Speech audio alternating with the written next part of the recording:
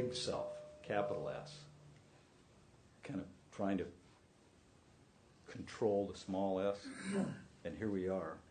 I'm exposing the small self tonight before you. I'm a member of a group in San Luis Obispo, which is where I live, called the Ministerial Association. It's a group of interfaith folks, and we have everybody there. Jewish rabbis, Catholic priests, nuns, Native Americans, some lay folks, and I am the token Buddhist in the group.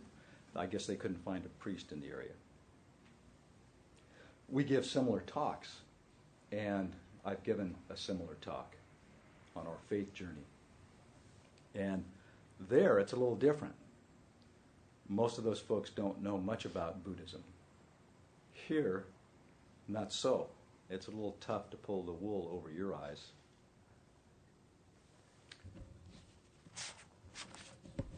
And in all sincerity, it's very humbling to be giving a talk before you. I worked at a civil engineering firm in San Luis Obispo for a while. I was a partner and CEO. And I always quipped with the engineers that I lowered the average IQ of the firm pretty dramatically. These guys were brilliant, really brilliant. However, I could tie my own shoes. Most of them cannot. They weren't real practical. Here at the center, however, we are also, I'm surrounded, I can see a number of PhDs in front of me. I've never been with such a highly educated, intelligent group in my life. But I can't say I can tie my own shoes. Nobody needs to tie their shoes here. They would leave them in the doorway. And they slip them on and off. So that said, I take great solace in Dogen's words from the Fukan Zazengi that we've been studying. It reads, intelligence, or lack of it, does not matter. Between the dull and the sharp-witted, there is no distinction. Norman Waddell translation. So please indulge me as I unfold my story. It seems somehow appropriate to be speaking tonight. It's the first day of autumn. I think the autumnal equinox was at 2 o'clock this morning. I'm 61, soon to be 62, and feel like I'm in the autumn of my life. I looked this up, autumnal. It says, a time in the development of something that follows its most vigorous and successful phase before its decline. Well, I don't know how successful I was in the summer of my life. It certainly was vigorous. But I'm hoping that I'm not going to make this the jumping off point to a decline.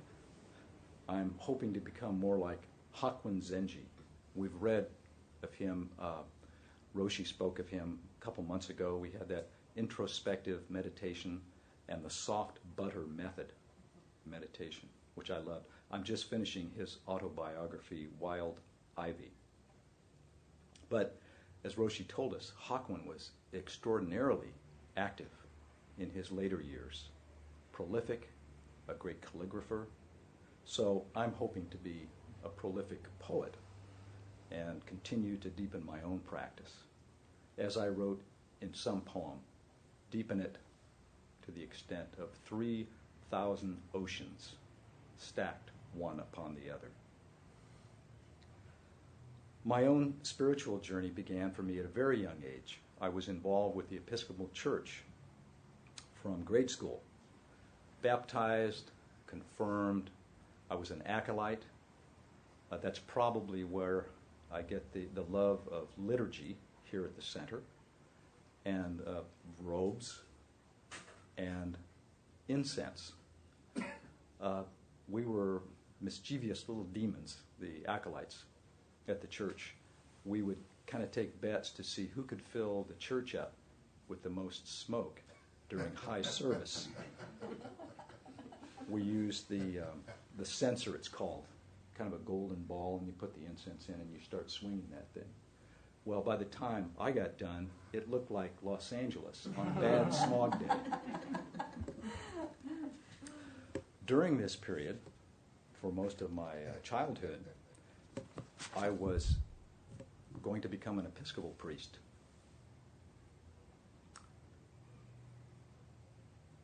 And the big questions were coming up at a very young age. What is life? What is God? Who is God? And as I was preparing for this talk, I reflected on Gautama and his experiences of old age, sickness, and death. And kind of looked to see how that fit into my life. Now, the old age part came very easily to me, in that we had, I think, 5 generations in our family, all alive at the same time. I spent a lot of time with my great-grandmother. She lived to 102, and she was quite a character. Smoked into her 80s, had her tonic every night for her entire life, and was a character. In those days, my family and most of the families I knew were multi-generational, and they were all living in close proximity. So family we were together a lot, and the elderly were a part of that family fabric. And that was wonderful.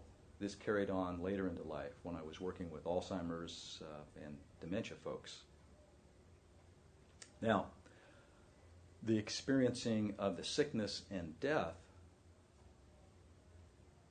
those parts weren't so easy for me. And I thought back on it, when did I really see this?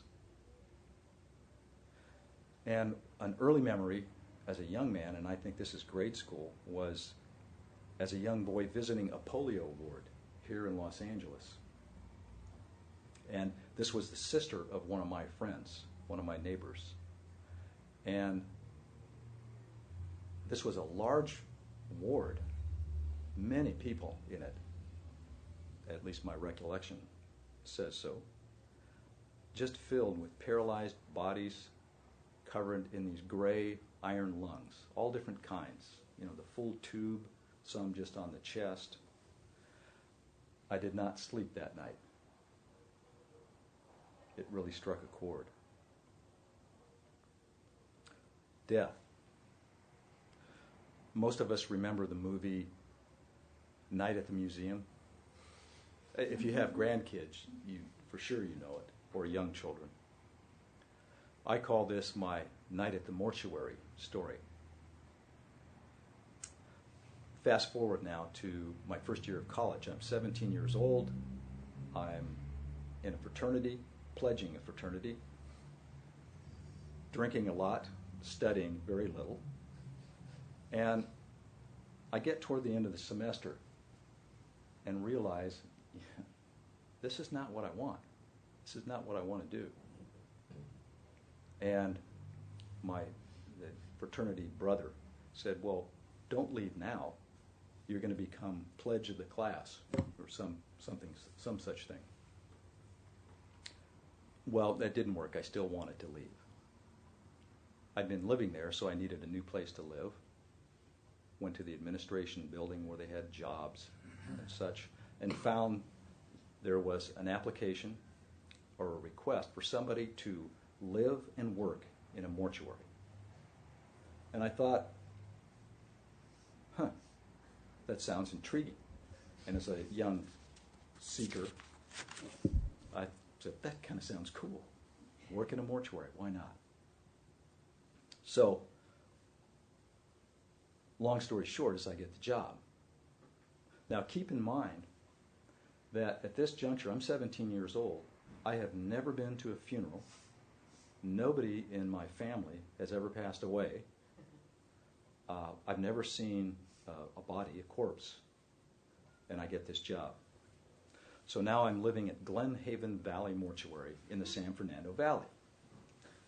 Now, the real work of like dealing with the bodies and the funerals is being done at another facility in Sylmar, Glen Haven Valley Memorial Park, I think it was called. So I just do household chores around this facility. There's nothing really going on. Lots of time to study. The manager and his wife live upstairs. I live downstairs in a large room with a kitchenette, which is right next to the embalming room. So this goes on for a couple months. I finally get the late night call. They're asking me, the guys at Sylmar, to do what's called in the business a first call. That's when you take the hearse and you go pick up the deceased, either at their home or at the facility that they were living in. So I think, okay. It turns out that the pickup was at a local hospital. I can't remember the name of the hospital, but right here in the San Fernando Valley. And it turns out that I'm picking up a baby who was in a box about this big. So I dutifully put the baby in the hearse and go off to Sylmar. And there, walk into their embalming room, and before me, I'm carrying this little box, are 5 cadavers, all naked, laid out on tables. One of them was grossly deformed. I found out it was hydrocephalus. So he had this just grotesquely huge head and body twisted. Another had been brought in from another hospital, and she had just undergone an autopsy. So her torso is completely open. It's some kind of sawdust material in her body cavity. All of the organs are gone. She was jaundiced, all yellow. And I find out that she was a woman who was exactly the same age as my mother was then. Well, it was another sleepless night. I laid there in my bed in the mortuary, pondering again the big questions, realizing we're all going to be there on this table one day. And when you're 17 years old, that has an effect. Now, also during this time, this was kind of a big thing with me growing up. I was working in high school and summers during college at a Jewish Big Brothers camp called Camp Max Strauss. It's in a gerrymander up in Glendale, actually, 101 acres. It's still there. And this was a camp for what they called emotionally handicapped boys. The kids were mostly from the inner city, many of them from Watts. What was interesting is some of these kids had actually never been on a freeway in a vehicle. And this was their first trip in a bus coming up to the camp, the first trip on the freeway. Mostly underprivileged. And we took all the diuretics, the bedwetters, kids that had tried to commit suicide, and were heavily on medications. The camp counselors were mostly college students themselves, were soc majors, psych majors. We had a full-time psychologist on staff. We had a full-time RN. So it was kind of a heavy-duty camping experience, if you will. And as that, it was an amazing experience to be with these kids. But that's not even where I'm going with this. I was working on the ranch. I started out as a ranch hand, eventually became ranch foreman. It was called the Verdugo Ranch. Well, during this period, I get bit by the ag bug, that's agricultural bug. And I'm going to be a cowboy. I am so bit that I decide I'm going to transfer from Cal State Northridge, which was actually San Fernando Valley State College back in those days, so that dates me, to Cal Poly, San Luis Obispo, as an animal husbandry major. Well, it didn't take long for me to discover that all the horses and the goats and the pigs and all the animals I had been dealing with were really pets to me. And now I was in an industry that raised these for slaughter, mass-produced them. So that was a turning point for me. I said, I guess this isn't my calling either. Became a vegetarian, lacto-ovo. This is now during the 60s, late 70s. Get into yoga, thanks to my mom. She gave me the book, Yoga, Youth, and Reincarnation. The hair grew long, the beard grew long, very long. I did leave the ag department and went into the English department. And the shift continues. During high school, I had actually been exposed to a book series called The Life and Teachings of the Masters of the Far East by Baird Spalding. I don't know if any of you have read that or have heard of that. But it piqued an interest in Eastern religion and philosophy for me. Then while I'm in college, up in San Luis Obispo, I read Hesse's Siddhartha, which was a big turning point for me.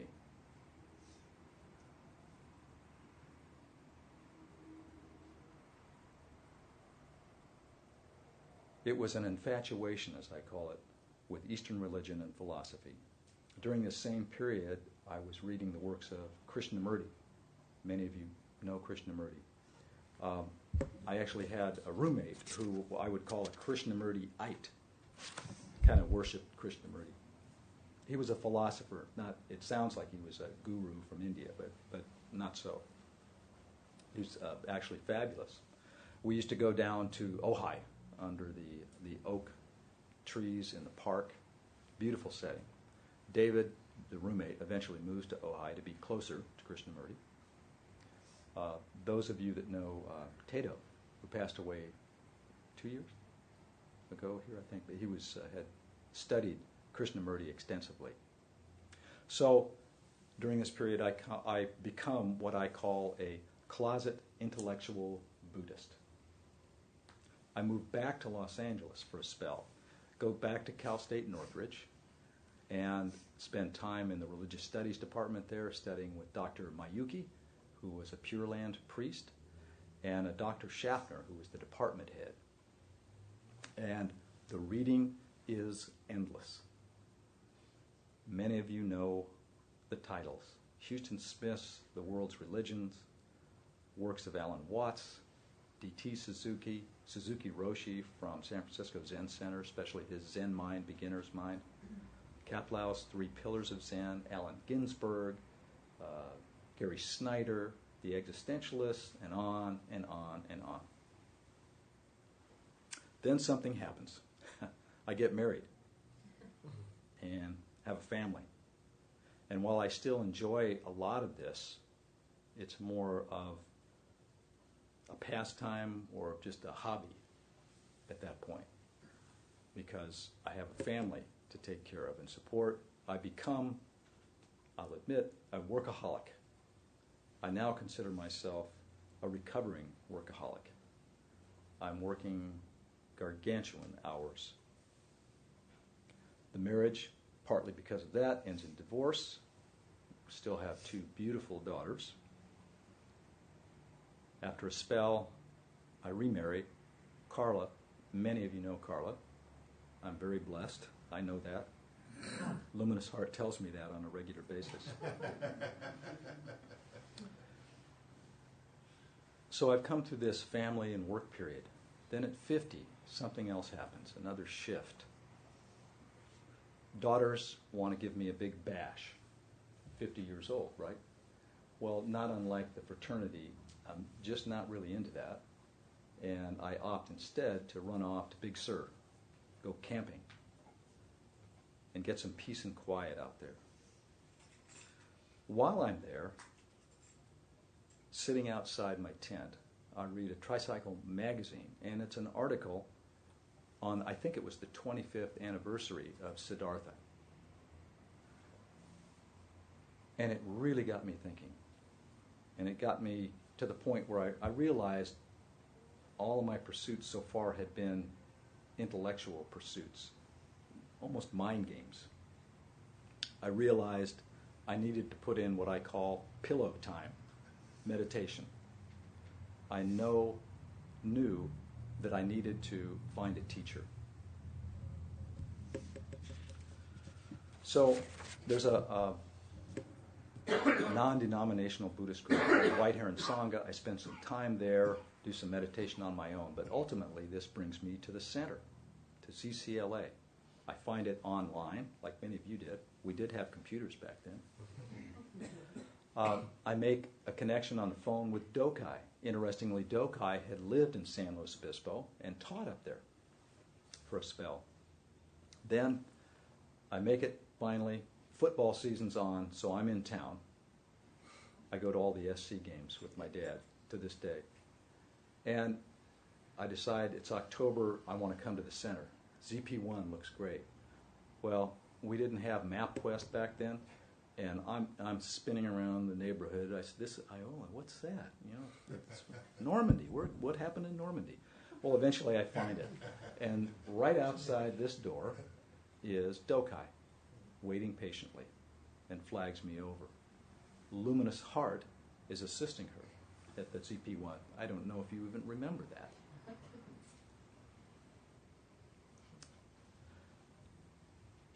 And that begins ZCLA. I become close with Plum Hermit, who some of you may not know, doesn't live in the area, but he's a priest here, and he's back from Austin. He's in a lot of my other ZP classes. And Shingetsu, Sensei Shingetsu, speaks often of coming home in her talks. And the first time I actually sit in the Zendo was exactly where I sat tonight. Street side, inner wall, second zabuton from the back steps. And I was overwhelmed with the sense of coming home.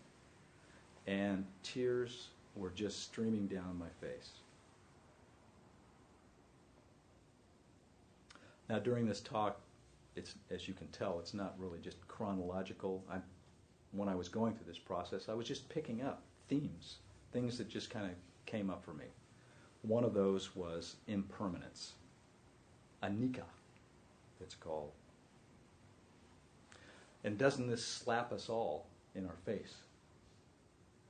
From time to time, maybe all the time. Are you where you were or thought you would be 30 years ago or 20 years ago? Things, of course, change. My mom always said, "This too shall pass." And she was right. Unfortunately, some of the passing is like passing kidney stones. But it does pass. My most recent lesson in impermanence came from the world of personal finance. I said I was a workaholic. Some of that paid dividends. My business career had really been okay. I was either CFO or CEO of a few small businesses, 40, 50 people. And, I've got the 6-figure salary, nice cars, a lot of money put aside for retirement. Then we get another business opportunity, which for me seemed like the perfect fit, the right livelihood. And it's helping those with Alzheimer's and dementia. So we form this business. And we end up with 4 assisted living facilities or homes, 50 employees, big plans for expansion. We sink everything we have into it. And I mean everything. Time and money. Now, hindsight says probably not a great business thing to do, but we did it. You know, our business plan was solid. I'd shared this with Reverend Cohen. He's a PhD. He said as much, so it must be right. There was a need there. Our services were next to none.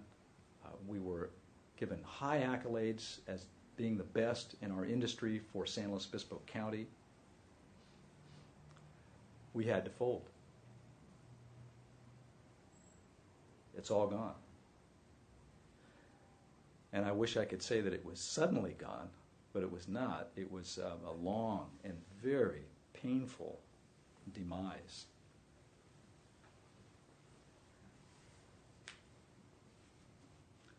It reminds me of the Masa Hyde poem. My storehouse burned down. Now nothing stands between me and the moon above.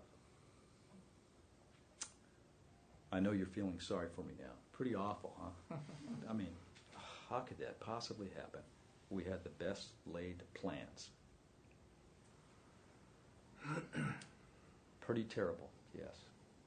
Pretty awful, yes. But now I answer, maybe. There's a cute story. Many versions of this story. Some are ancient, come from ancient Japan. I'm going to modernize it. There was a wise man. My daughter made sure that you said, Dad, make sure you say wise man, not wise guy. This is a wise man. So he wins a car in a lottery. Beautiful car. And his family and friends gather around him and say, how fortuitous, isn't this wonderful? What great luck. He says, maybe. So he drives this wonderful vehicle for 2 weeks and then is in a terrible traffic accident. A drunk driver rams into him in an intersection, destroying the car, sending him to the hospital with multiple injuries.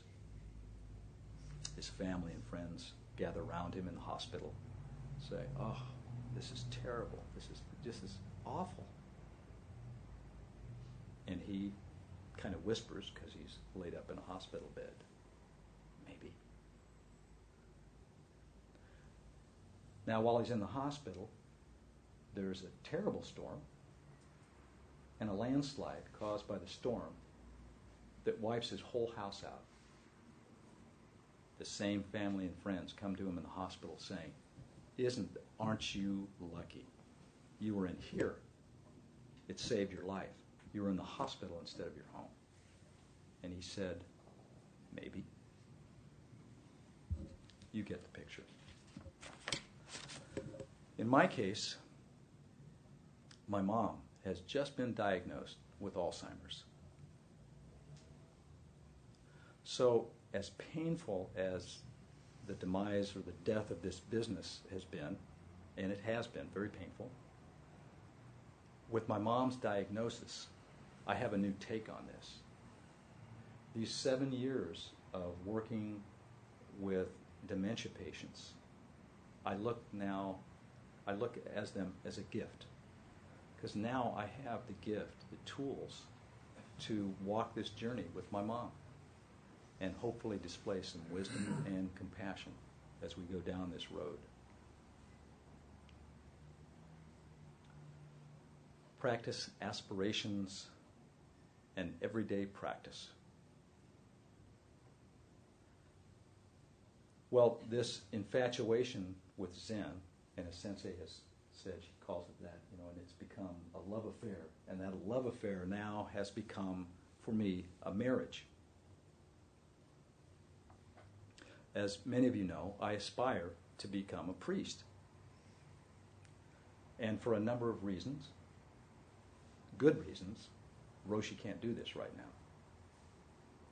However, that has not stopped the calling, nor has it stopped my tenacity. I coordinate a group, a sitting group in San Luis Obispo. We're an affiliated sitting group of ZCLA. Now, we're currently doing a class using Stephen Levine's book, A Year to Live. We did this at the center. I think it's over 10 years ago. I wasn't actually involved with the class, but I know that we did it here. Sensei has helped me tremendously, giving class notes and advice and pointers. And during this year, you hypothetically have been given a year to live. And this whole class unfolds. So there's all these exercises and meditations that you do. It's really a wonderful process. So in preparing for the class, I was researching some of the center's documents online. One in particular. It's called Offerings After You Die and Shortly Before. So I found a loophole. It reads, and I quote, "One may wish to receive jukai or tokido, which is priest ordination, before or after death." So I marched into Dokusan, sat in front of Roshi and asked if she would ordain me on my deathbed or after death. She paused, smiled, and said, "If it's appropriate."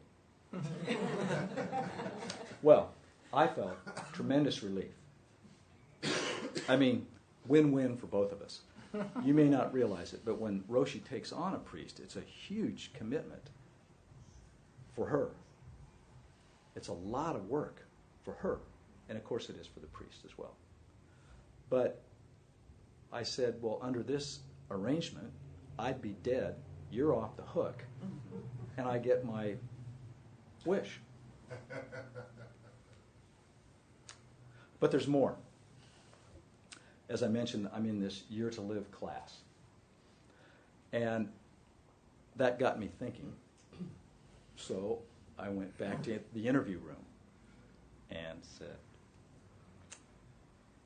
"Roshi, since I'm hypothetically going to die, can I start sewing my robe?" This time she laughed out loud. And she said, "Yes. And you never know. You may get to wear that robe before you die." But seriously, and I take it very seriously, this was not unlike the vows at Jukai, our lay ordination. I had read those vows years ago in my readings and had taken them to heart. Actually, I should go to heart. It's down here, hara, and before I ever took them publicly, which happened in 2005, with Roshi as my preceptor. So I've taken these priest vows in my heart. And as most of us know, you kind of trip and stumble and fall working with these precepts. I've fallen flat on my face more than once. But I do the best I can to live in alignment with these precepts and my personal vows of serving others and living simply. Now, this serving others has manifested itself in work I do at the California Men's Colony. It's a prison with the help of Koan and Sensei Nagi. They kind of got me started. I'm there every Wednesday evening working with this group, and we have anywhere from 35 to 60 men a night. Likewise, I have the sitting group, and we have about 12 to 15 folks there. Now, the full-time job of serving the Alzheimer's population and dementia population, there's a void there which I hope to fill with some right livelihood, which has yet to rise, but hopefully will. Personal practice, as many of you, I sit every morning very religiously.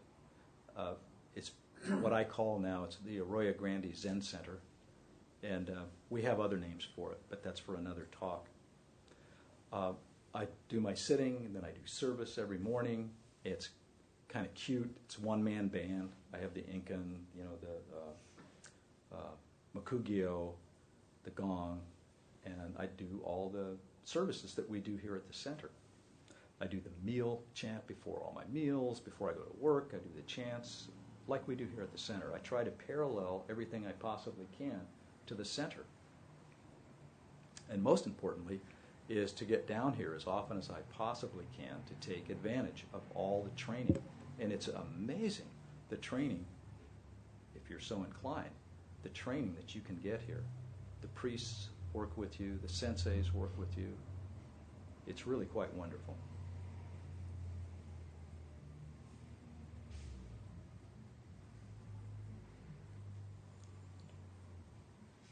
I want to leave some time for questions and comments. So I'll end with just a little piece on another theme that has resonated throughout my life, and that's solitude. For this, I pulled out the Jukai letter that I had written to Roshi some 7 years ago.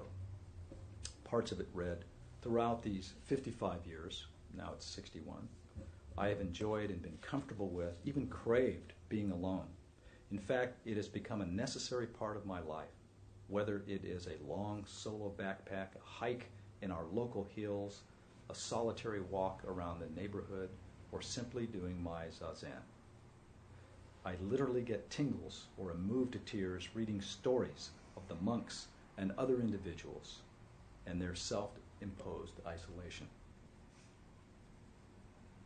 Kamo no Chome's an account of my hut, Nakagawa's solitary retreats, which I read about in his book Endless Vow, the poet Basho's pilgrimages and wanderings, the Chinese hermit monk poets, Cold Mountain and Stonehouse, the Buddha's own 6 years of homeless wandering, Bodhidharma's 9 years of wall gazing, even Thoreau's time at Walden Pond. And I remember, this is still the letter, I remember writing an essay in a freshman English class where we were to describe our perfect environment. Mine was a simple, small cabin, placed in a remote and lovely mountain meadow. That essay, part of it, read, I entered the cabin through its simple plank door. Inside, I was astonished by the severe austerity of one room. And yet, one glance around made me realize that all necessary bodily and material needs could be met here. The fireplace formed most of the right wall. Next to it, on the floor, was a bed of boughs with tidily folded quilts lying at its head. The sparse furniture, one low table surrounded by 3 stuffed pillows, rested in front of the fireplace. Underneath one of the 2 windows on the back wall stood a plain 3-tiered bookshelf. On the other side of the room, wooden bowls and other utensils were shelved in an orderly manner consistent with the monastic aura of the place. What a perfect retreat or hermitage. Another poem came to mind. Wherever I am, the world comes after me. It offers me its busyness. It does not believe that I do not want it. Now I understand why the old poets of China went so far and high into the mountains, then crept into the pale mist. That's Mary Oliver. And I thank Dharma Joy for introducing me to her and her works.